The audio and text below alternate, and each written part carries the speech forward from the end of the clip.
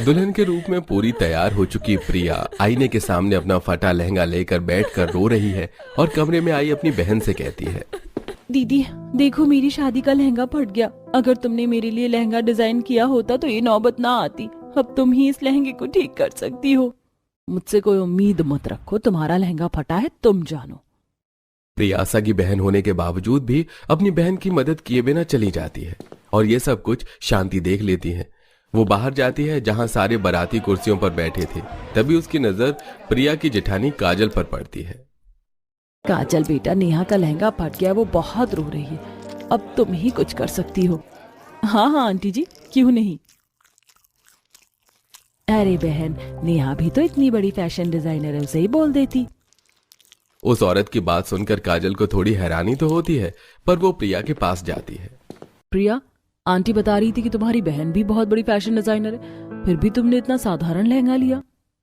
वो मुझे ज्यादा भारी कपड़े पसंद नहीं, इसीलिए मैंने अपने लिए सिंपल लहंगा लिया था। चलो कोई बात नहीं, घर में कोई सिलाई मशीन है तो दे दो, मैं भी तुम्हारा लहंगा ठीक कर देती हूँ।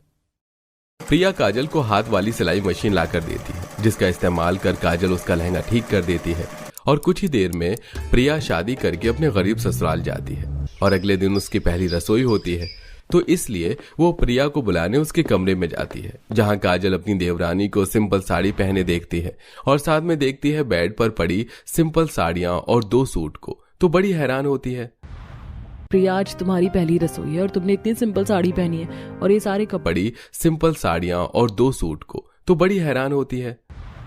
प्रिया, आज तुम्हारी पहली रसोई है और तुमने इतनी सिंपल साड़ी पहनी है और ये सारे कपड़े भी बड़े सिंपल से हैं। तुम्हारी बहन फैशन डिजाइनर है, पर तुम इतने सादे कपड़े क्यों पहनती हो। हाँ दीदी, मैंने आपको बताया था ना, मुझे सिंपल कपड़े ही पसंद है और मेरी दीदी बहुत चटक मटक कपड़े बनाती है जो मुझे नहीं पसंद। चलो कोई बात नहीं।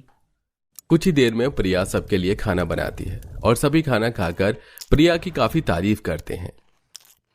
बहू, खाना तो तुमने बहुत अच्छा बनाया है। और दिवाकर बेटा, कल बहू को पगफेरे की रस्म के लिए उसके मायके ले जाना। हाँ माँ, मुझे याद है। इतना बोल दिवाकर खाना खाकर ऑफिस के लिए चला जाता है और काजल कुछ सिलाई के लिए कपड़े लेकर कमरे में जाती है और जमीन पर बैठकर एक सूट का कपड़ा काटने लगती है। मेरी देवरानी कितने सादे कपड़े लेकर आई है। अब वो यहाँ से अपने मायके ऐसे सिंपल कपड़े में जाएगी तो लोग क्या कहेंगे। बस आज रात तक का समय है मेरे पास, मैं एक प्यारा सा सूट सिलकर प्रिया के लिए तैयार कर दूंगी।